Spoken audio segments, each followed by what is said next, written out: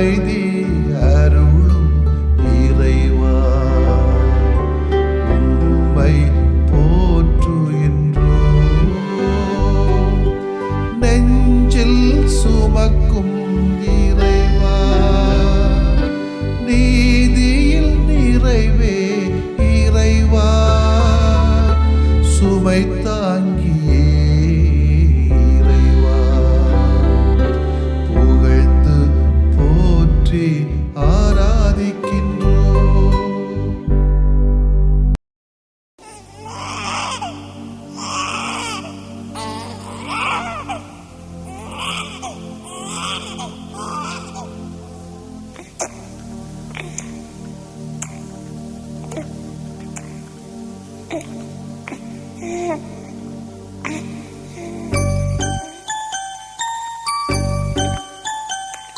கண்ணுக்குள்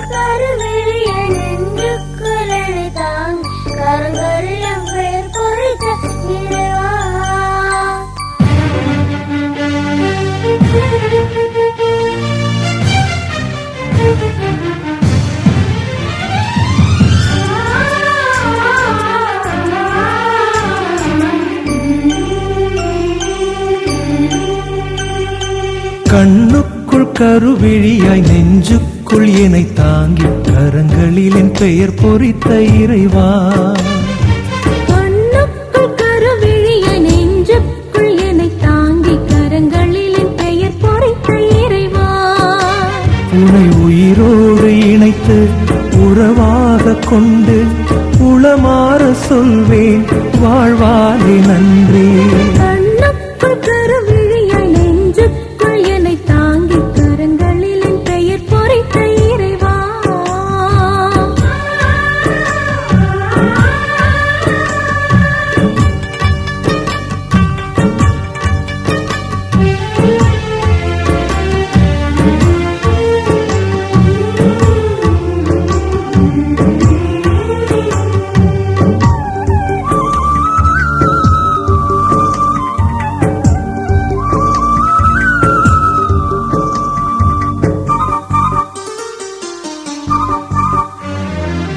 மண்ணுக்குள் நீ தந்த கொடை என்னும் வாழ்வில் எண்ணற்ற நன்மைகள் நிதம் பொழிகின்றாய். விண்ணுக்குள் நான் வந்து உன்னை காண நினைத்தால் மண் மீது மனிதத்தின் மாண்பாய் உள்ளாய். உன்னோடு நான் வாழும் உயிருள்ள நாள் வரை உன் பாச பணியாகி உயர் நன்றி நானாகும். உன்னோடு நான் வாழும் உயிருள்ள நாள் வரை உன் பாச பணியாகி உயர் நன்றி நானாக. இறைவா நன்றி, இனிதாய் நன்றி, நிறைவாய் நன்றி, நானே நன்றி. இறைவா நன்றி, இனிதாய் நன்றி, நிறைவாய் நன்றி, நானே நன்றி. கண்ணுக்குள் கருவிழியாய் நெஞ்சுக்குள் என்னை தாங்கி கரங்களில் என் பெயர் பொறித்த இறைவா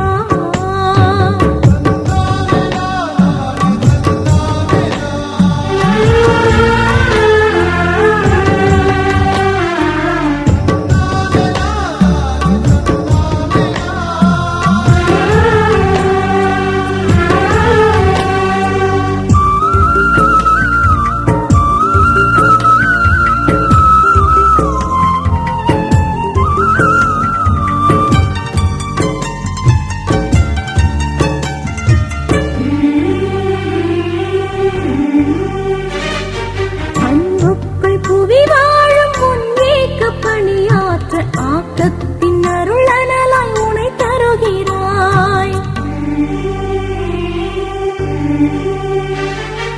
இறக்கின்ற நீதிக்கு உயிர் மூச்சு நானாக இதயத்தை நீ இயக்கி எனில் வாழ்கின்றாய்.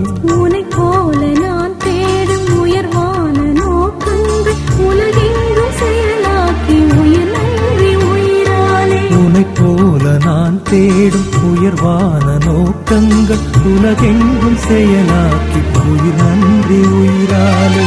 இறைவா நன்றி, இதயா நன்றி, உறவாய் நன்றி, உயிராய் நன்றி, இறைவா நன்றி, இறையா நன்றி, உறவாய் நன்றி, உயிராய் நன்றி. கண்ணுக்குள் கருவிழிய நெஞ்சுக்குள் என்னை தாங்கி கரங்களிலும் பெயர் பொறித்த இறைவா. கண்ணுக்குள் கருவிழியாய் நெஞ்சுக்குள் என்னை தாங்கி கரங்களிலும் பெயர் பொறித்த இறைவா. உன்னை உயிரோடு இணைத்து உறவாகக் கொண்டு உளமாறச் சொல்வேன் வாழ்வாலே நன்றி. கண்ணுக்குள் கருவிழியாய் நெஞ்சுக்குள் என்னை தாங்கி கரங்களிலும் பெயர் பொறித்த இறைவா. மத்தேயு நற்செய்தி அலகு 11 இறைச்சொற்றொடர்கள் 2 முதல் 11 வரை. அக்காலத்தில் யோவான் சிறையில் இருந்தபோது மெசியாவின் செயல்களை பற்றி கேள்வியுற்று தம் சீடர்களை அவரிடம் அனுப்பினார். அவர்கள் மூலமாக வரவிருப்பவர் நீர்தாமா அல்லது வேறு ஒருவரை எதிர்பார்க்க வேண்டுமா என்று கேட்டார். அதற்கு இயேசு மறுமொழியாக, நீங்கள் கேட்பவற்றையும் காண்பவற்றையும் யோவானிடம் போய் அறிவியுங்கள். பார்வையற்றோர் பார்வை பெறுகின்றனர், கால் ஊனமுற்றோர் நடக்கின்றனர், தொழுநோயாளர் நலமடைகின்றனர், காது கேளாதோர் கேட்கின்றனர், இறந்தோர் உயிர் பெற்று எழுகின்றனர், ஏழைகளுக்கு நற்செய்தி அறிவிக்கப்படுகிறது. என்னை தயக்கமின்றி ஏற்றுக்கொள்வோர் பேறு பெற்றோர் என்றார். அவர்கள் திரும்பிச் சென்ற போது இயேசு மக்கள் கூட்டத்திடம் யோவானை பற்றி பேசத் தொடங்கினார். நீங்கள் எதை பார்க்க பாலை நிலத்திற்கு போனீர்கள்? காற்றினால் அசையும் நாணலையா? இல்லையேல் யாரை பார்க்க போனீர்கள்? மெல்லிய ஆடை அணிந்த ஒரு மனிதரையா? இதோ மெல்லிய ஆடை அணிந்தோர் அரச மாளிகையில் இருக்கின்றனர். பின்னர் யாரைத்தான் பார்க்க போனீர்கள்? இறைவாக்கினரையா? ஆம், இறைவாக்கினரை விட மேலானவரே என நான் உங்களுக்கு சொல்லுகிறேன். இதோ நான் என் தூதனை உமக்கு முன் அனுப்புகிறேன். அவர் உமக்கு முன் உமது வழியை ஆயத்தம் செய்வோர் என்று இவரை பற்றி தான் மறைநூலில் எழுதியுள்ளது. மனிதராய் பிறந்தவர்களுள் திருமுழுக்கு யோவானை விட பெரியவர் எவரும் தோன்றியதில்லை. ஆயினும் விண்ணரசில் மிகச் சிறியவரும் அவரினும் பெரியவரே என நான் உறுதியாக உங்களுக்கு சொல்லுகிறேன். ஆண்டவரின் அருள்வாக்கு. இறைவா உமக்கு நன்றி. கிறிஸ்து இயேசுவிலே பிரியமுள்ள சகோதர சகோதரிகளே, திருவருகை காலத்தின் 3வது ஞாயிற்றுக்கிழமையில் இருக்கிறோம். உண்மையான மகிழ்ச்சி எங்கே இருக்கிறது என்பதே ஒரு தேடுதலில் இன்றைய இறைவாசகங்கள் நமக்கு அழைப்பு தருகிறது. நற்செய்தியிலே குறிப்பாக திருமுழுக்கு யோவான் தன்னை சிறையில் சந்திக்க வந்த தன் சீடர்களை அவர்களே இயேசுவை அனுபவித்து அறிந்து கொள்ள வழிவகுக்கிறார் தன் கேள்வியினார். இயேசுவோ அவர்களிடம், நீங்கள் பாலைவனத்தில் கண்டது வழக்கமான உயிரற்ற தோற்றமும் அனுபவம் அல்ல, மாறாக அங்கே நீங்கள் கண்டது ஒரு புதிய அழைப்பு என்கிறார். திருமுழுக்கு யோவான் இந்த 3ஆம் விடுதலை பயணம் பாவத்திலிருந்து மீட்பை நோக்கியது. அதிகார மைய ஆட்சி முறையிலிருந்து ஒரு பணிபடை மைய ஆக்கிய பயணம். வேற்றுமை மிகு ஏற்றத்தாழ்வுகளிலிருந்து ஒரு சமத்துவ மனிதநேய விடுதலை பயணமே நீங்கள் கண்டது என உறுதி செய்கிறார். இந்த 3ஆம் விடுதலை பயணத்தை நாம் அன்றாடம் வாழ அழைக்கப்படுகிறோம். அதேதான் ஒவ்வொரு திருவருகை மற்றும் கிறிஸ்து பிறப்பு காலங்களும் நமக்கு நினைவூட்டுகிறது. இதை நினைவுபடுத்துகிற பொழுது, இதை நிறைவாக்குகின்ற பொழுதுதான் நம்முடைய மகிழ்ச்சி நிறைவானதாக மாறும் என்று இங்கே சொல்லப்படுகிறது. எனவே கடவுளை, இயேசுவை அல்ல உண்மையான ஏழைகளை, நலிவுற்றோரை எப்பொழுது இனம் காணுகிறோமோ, கண்டுபிடிக்கிறோமோ, அதுதான் நிறைவான மகிழ்ச்சி தருகின்ற ஒரு தருணம் என்பதை இறைவார்த்தை நமக்கு கற்றுத்தருகிறது. இந்த கடவுள் யார், எங்கே இருக்கிறார் என்பதை அறிந்து கொள்ள வேண்டும் என்று சொன்னால், ஒருவேளை திருவுலகத்தில் நாம் கற்றுக்கொள்ளலாம், வரலாற்று புத்தகங்களை பார்த்தாலும் தெரிந்து கொள்ளலாம். அங்கே மட்டுமல்ல, கடவுள் ஒவ்வொரு மனிதனிடத்திலும், ஒவ்வொரு அசைவிலும், ஒவ்வொரு நகர்விலும், ஒவ்வொரு அனுபவத்திலும் கடவுள் இருக்கிறார் என்பதை புரிந்து கொள்ள வேண்டும் முதலிலே. அதுதான் நம்முடைய ஆழமான நம்பிக்கை. நம்மோடு நமது மகிழ்ச்சியிலும் துக்கத்திலும் நலவாழ்விலும் நல்வாழ்விலும் உடனிருக்கிற ஒரு ஆளாக, ஒரு ஆண்டவராக, ஒரு நண்பராக, ஒரு தேற்றரவாளராக நம்முடைய வாழ்க்கையோடு பின்னி பிணைந்து இருக்கின்றவர் தான் கடவுள் என்பதை நாம் புரிந்து கொள்ள வேண்டும். எங்கேயோ ஒரு இடத்திலே தொக்கி நின்று நம்மை வழிநடத்துகிறார் என்று புரிந்து கொண்டோம் என்று சொன்னால் அங்கே நாம் தவறு செய்கிறோம் என்றுதான் அர்த்தம். அப்படி என்றால் இயேசுவை நம்ம புரிந்து கொள்ள முடியாது. எனவே இயேசுவை இருக்கிறவாறு நாம் ஏற்றுக்கொள்ள வேண்டும் என்றால், தெரிந்து கொள்ள வேண்டும் என்றால், அங்கேதான் மகிழ்ச்சிக்கு பாதை வழிவகுக்கிறோம் என்று அர்த்தம். ஏசப்பா இருக்காரே, ஏசப்பா இருக்காரே என்றெல்லாம் சில பேர் சொல்றாங்க. நான் அதை மதிக்கிறேன், நான் பாராட்டுகிறேன். ஆனா என்ன நினைப்புல சொல்றாங்கன்னா, அவர் இருக்காரே, நம்ம ஒன்றும் செய்ய வேண்டாம், அவர் பார்த்துக்குவாரு அப்படின்னு சொல்லி நம்முடைய கடமைகளையும் பொறுப்புகளை உரிமைகளையும் தட்டி கழிப்பது என்னால் ஏற்றுக்கொள்ள முடியாது. நிச்சயமாக கடவுளுடைய ஒவ்வொரு அனுக்கிரகமும் இந்த அசைவினை நமக்கு தெரிகிறது. இயேசு ஆண்டவருடைய அந்த ஒரு உடனிருப்பு ஒவ்வொரு அனுபவத்திலும் நாம் பார்க்கிறோம், காண்கிறோம். அந்த ஒரு நம்பிக்கை தான் நம்மை உற்சாகப்படுத்திக் கொண்டே இருக்கிறது. இல்லை என்றால் அந்த நம்பிக்கை இல்லை என்று சொன்னால் ஒரு அடி கூட நம்மால் நகர முடியாது என்பது என்னுடைய அனுபவம். எனவே இன்று அந்த இயேசுக்கு இருக்கிறார், இயேசு இல்லை என்று சொல்லவில்லை. இயேசுதான் நம்மை வழி நடத்துகிறார். இயேசுக்கு என்ன தலைவலி, இயேசுக்கு என்ன காய்ச்சல், இயேசுக்கு என்ன கேன்சர், இப்ப அவருக்கு முட்டு வலியா, அல்ல பண கஷ்டமா, அவருக்கு சளி பிடிச்சிருக்கா? இல்லையே, இதெல்லாம் நமக்கு தானே வருது. அப்ப இந்த சமயத்துல ஏசப்பா ஏசப்பான்னு மட்டும் சொல்லிவிட்டு நம்முடைய கடமைகளை தட்டி கழித்தோம் என்று சொன்னால் எந்த ஆண்டவர் வந்து நம்மை காப்பாற்றுவார்? அவர் பல மனிதர்கள் வழியாகத்தான் ஆண்டவர் இயேசுவும் செயல்படுகிறார் என்பதை நாம் புரிந்து கொள்ள வேண்டும். எனவே மக்களுடைய இந்த துக்கத்திலும் மகிழ்ச்சியிலும் மக்களுக்கு வழிநடத்த வேண்டும் என்று சொன்னால், அறிவுரை கொடுக்க வேண்டும் சொன்னால், இந்த ஒரு நம்பிக்கையோடு நம்முடைய முயற்சிகளை முன்னெடுக்க வேண்டும். முயற்சிகளை முன்னெடுக்காமல் ஆண்டவர் இருக்கார், பார்த்துக் கொள்வார் என்று நினைத்தால் மட்டும் இருந்தால் அது நம்முடைய விசுவாசத்தினுடைய நிறைவான போக்கு அல்ல என்பதனாலே இந்த கடவுளையும் இயேசுவையும் இனங்கண்டு கொண்டு தெரிந்து கொண்டு அவர் காட்டுகிற வழியிலே நாம் நடந்தால் மட்டும் இறை மகிழ்ச்சி நிறைவானதாக மாறும் என்பது என்னுடைய ஒரு புரிதலாக இருக்கிறது. எனவே பார்வை பெற்றோர் பார்வை பெறுவர், கால் ஊனமற்றோர் நடப்பார்கள், காது கேளாதவர்கள் கேட்கிறார்கள், இறந்தவர்கள் உயிர் பெறுகிறார்கள் என்று சொன்னால் அதுதான் நம்பிக்கையின் அங்கூரம் என்று சொல்கிறோம். இவைகள் நடக்கிற பொழுது மனிதகுல மகிழ்ச்சி அடைகிறது. இந்த இயேசுவை ஏற்க தடை என்ன என்று கேட்டால், நம்மளை தாண்டி சிந்திப்பதில்லை, நமக்குள்ளே அடங்கி கிடக்கிறோம். நம்முடைய மதம், நம்முடைய குடும்பம், நம்முடைய அனுபவம், நம்முடைய துக்கம், நம்முடைய மகிழ்ச்சி அதில் அடங்கி இருப்பதனால் நம்மை தாண்டி செல்லாததால் இந்த இயேசுவை கடவுளை நம்மால் இனம் புரிந்து கொள்வது இல்லை. இல்லை என்று சொன்னால் மத சடங்குகளிலே நாம் மயங்கி கிடக்கிறோம் என்றுதான் சொல்ல முடியும். சமய சடங்குகள், சம்பிரதாயங்கள் இவைகளிலே மயங்கி கிடக்காமல் வெளியே சென்றால் மட்டும்தான் இந்த இறைவனை இயேசுவை நம்மால் அனுபவிக்க முடியும், கண்டுணர முடியும். அன்புக்குரியவர்களே, எனவேதான் யாக்கோபு திருமுகத்திலே சொல்லப்பட்டது போன்று மற்றவருக்கு எதிராக நாம் முறையிட வேண்டாம், ஆனால் நடப்பதை நடப்பதாக சொல்ல வேண்டும் அல்லவா? துன்பத்தை தாங்கிக் கொள்ள வேண்டும் அல்லவா? துன்பத்தை தாங்கிக் கொள்ளாமல் துன்பத்தை கண்டு ஓடினால் எந்த நம்பிக்கை நம்மை நலமாக்கும்? எனவே வருகின்ற வலிகளையும் துன்பங்களையும் தாங்கிக் கொள்ளுகிற, அதனை தீர்க்கக்கூடிய அறிவுகளை நாம் பெறுகின்ற பொழுது அதையும் ஏற்றுக்கொள்கிற பிள்ளைகளாக இருந்தால் கடவுளை காண்கிறோம், இயேசுவை காண்கிறோம். அந்த கடவுளுக்கும் இயேசுவுக்கும் ஒரு தூதனாக நீங்களும் நானும் வாழ முடியும், வளர முடியும், பணி செய்ய முடியும். அங்கேதான் நிறைய மகிழ்ச்சி அடங்கியிருக்கிறது. அந்த மகிழ்ச்சிக்காக நாம் போராட வேண்டும், பயணிக்க வேண்டும், இணைந்தவர்களாய். எனவே கடவுள் இயேசு சொல்கிறார், என்னை தயக்கமின்றி ஏற்றுக்கொள்வோர் பேறு பெற்றோர். காண்பவற்றை, கேட்பவற்றை, தன்னுடைய கொள்கைகளை, மதிப்பீடுகளை, விளிமியங்களை பொறுமையாக தயக்கமின்றி ஏற்றுக்கொள்வோர் பேறு பெற்றோர். இந்த பேறு பெற்ற நிலைக்காக நம்மை தயார்படுத்திக் கொள்வோம். அதிலே வருகின்ற மகிழ்ச்சியிலே இந்த வாரத்தை கழிப்போம். ஆமேன். மன்றாடுவோமாக.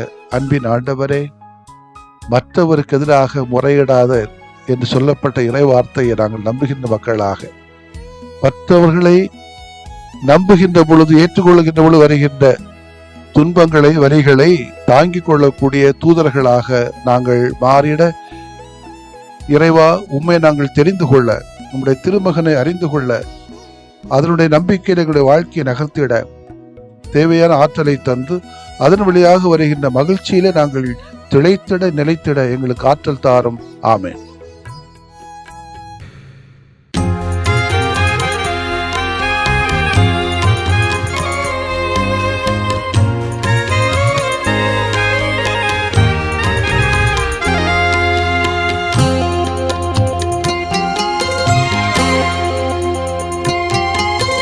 நம்பினேன் ஆண்டவரே நலம் தாருமே, நம்பினேன் ஆண்டவரே நலம் தாருமே.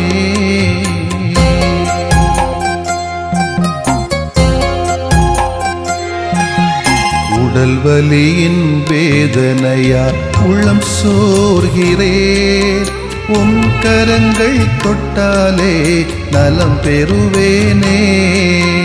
உடல் வலியின் வேதனையால் உள்ளம் சோர்கிறேன், உம் கரங்கள் தொட்டாலே நலம் பெறுவேனே.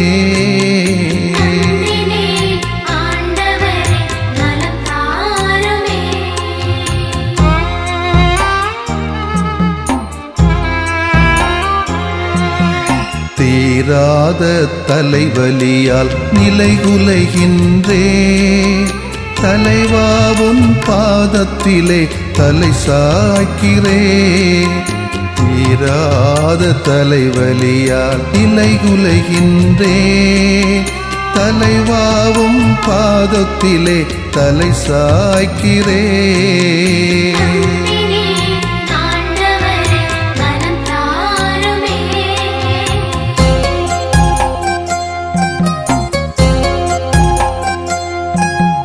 முட்டுவலி முதுகுவலியால் வீழ்ந்து கிடக்கின்றேன், முகம் வாடி உமை நோக்க தூக்க வாருமே. முட்டுவலி முதுகுவலியால் வீழ்ந்து கிடக்கின்றேன், முகம் வாடி உமை நோக்க தூக்க வாருமே.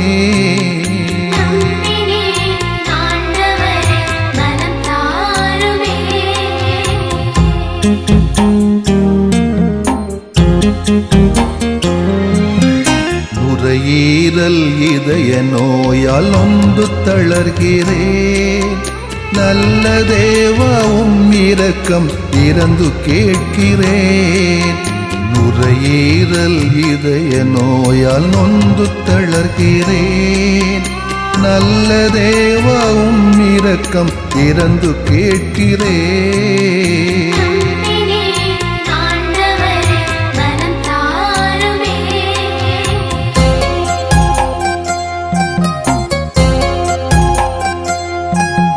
பார்வையும் செவித்திறனும் குறைய காண்கிறேன், பாசமான தெய்வமே என்னை பாருமே. பார்வையும் செவித்திறனும் குறைய காண்கிறேன், பாசமான தெய்வமே என்னை பாருமே.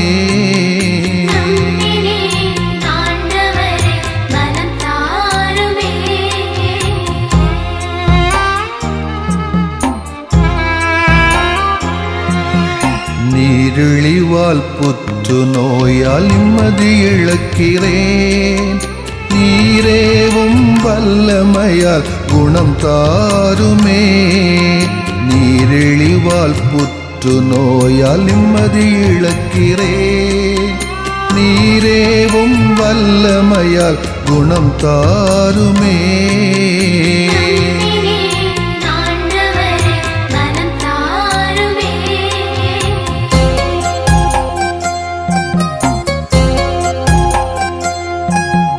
வாட்டும் நோய்கள் அனைத்தும் பாதம் ஒப்படைக்கிறேன், வல்ல தேவா ஒரு வார்த்தை சொல்லி தேற்றுமே. வாட்டும் நோய்கள் அனைத்தும் பாதம் ஒப்படைக்கிறேன், வல்ல தேவா ஒரு வார்த்தை சொல்லி தேற்றுமே.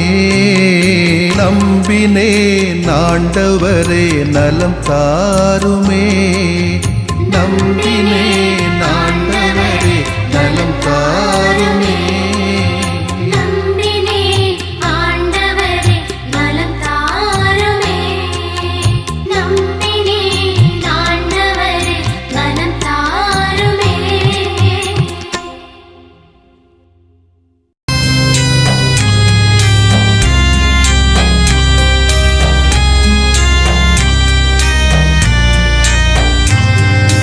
மாண்புயரிவருள்ளடையாளத்தை தாழ்ந்து பணிந்து ஆராதிப்போம். பழைய நியம முறைகள் அனைத்தும் இனி மறைந்து முடிவு பெறுக. புதிய நியம முறைகள் வருக. புலன்களாலே மனிதன் இதனை அறிய இயலா. குறைகள் நீக்க நம்பிக்கையின் உதவி பெறுக.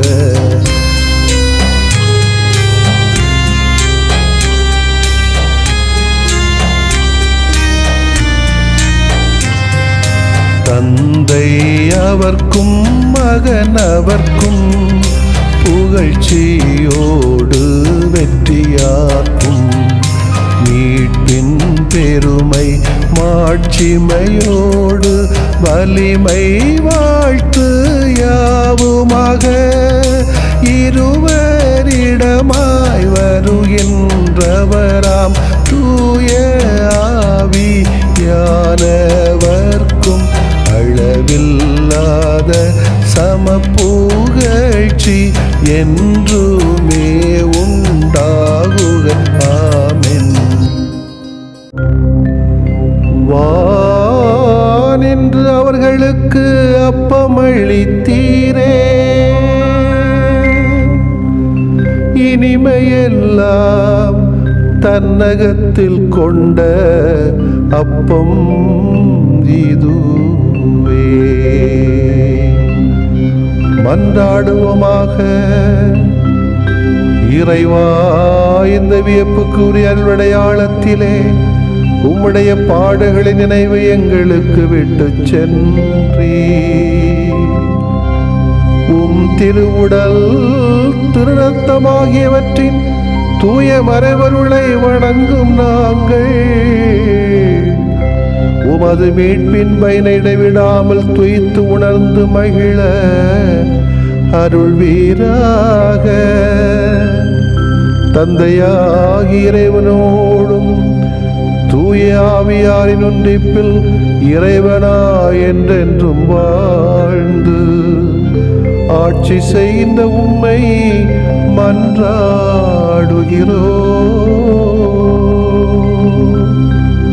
ஆமென்.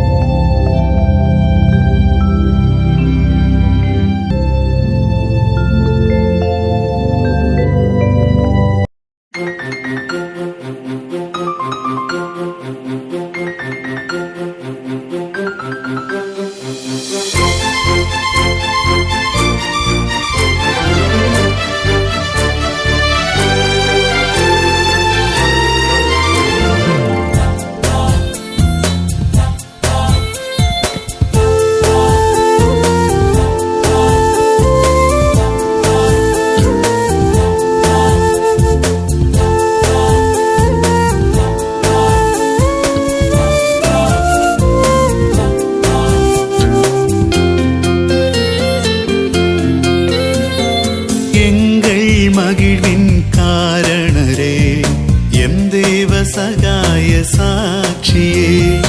எங்கள் மகிழ்வின் காரணரே, எம் தேவ சகாய சாட்சியே. பொதுநிலையினரின் மாதிரியே, பொதுநிலையினரின் மாதிரியே, எமில் பொது நலம்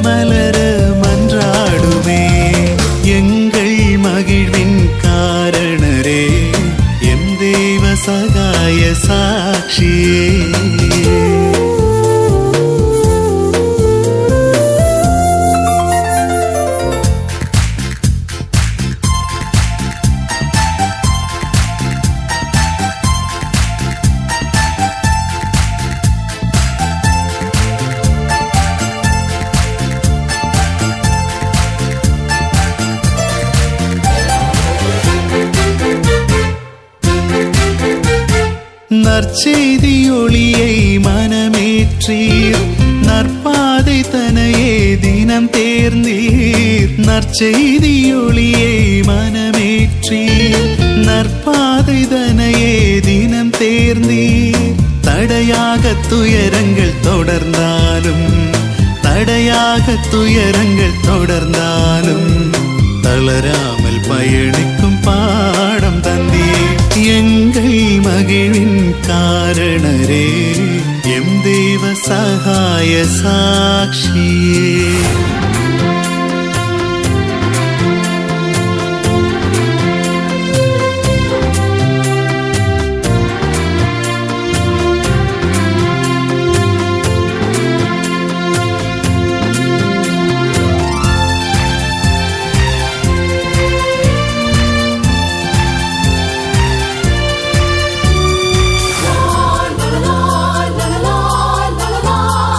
அஞ்சாமலே சுவின் அடி தொடர்ந்தீர், அதற்காக அனைத்தையும் துறந்து நின்றீர். அஞ்சாமலே சுவின் அடி தொடர்ந்தீர், அதற்காக அனைத்தையும் துறந்து நின்றீர். கவலைகள் அரணாகச் சூழ்ந்தாலும், கவலைகள் அரணாகச் சூழ்ந்தாலும் கலங்காமல் வாழ்ந்திடும் பாதை சொன்னீர்.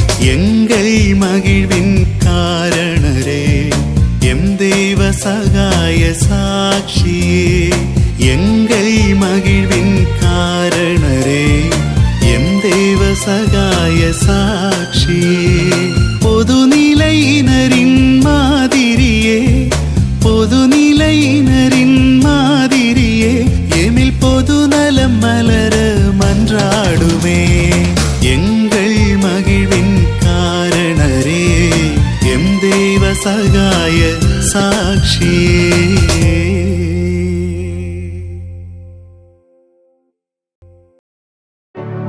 நிலையான புகழுக்குரிய தூய இறை நன்மைக்கு எல்லா காலமும் தொழுகையும் புகழும் போற்றியும் ஆட்சிமையும் உண்டாக கடவது. போற்றியும் ஆட்சிமையும் உண்டாக கடவது. தந்தை, மகன், தூய ஆவியாரின் பெயராலே ஆமென்.